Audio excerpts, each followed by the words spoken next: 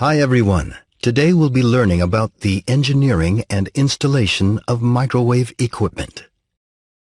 According to their usage scenarios and forms, microwave equipment can be classified as full indoor, full outdoor, and split.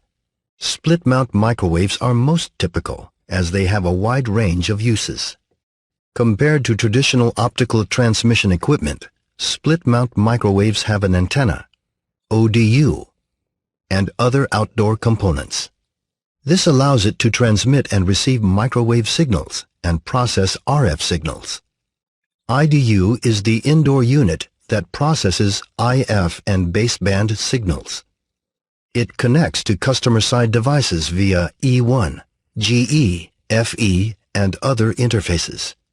IDU and ODU are connected by the IF cable. Due to the antenna and ODU, outdoor work accounts for a large proportion of the installation workload, which depends on the environment and the types of devices. An important factor affecting workload is the antenna diameter.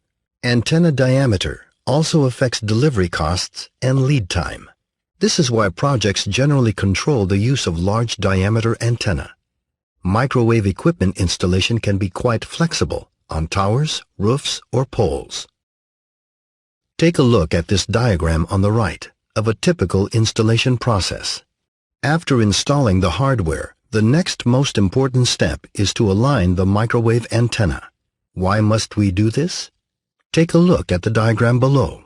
From here we can see that antenna radiation distributes energy intensity differently in the air. The direction of maximum radiation is called the main lobe, while the other lobes are called side lobes. The antenna is aligned when the main lobes of both ends of the antenna line up, resulting in maximum signal strength. Antenna alignment isn't too difficult. All we need are some binoculars to roughly determine the position. Then, using the wrench, fine-tune the horizontal level and pitch angle of the antenna. The multimeter is used to test the reception level. At the maximum reception level, the main lobes of the antenna signal are aligned. That's all for today. Thanks.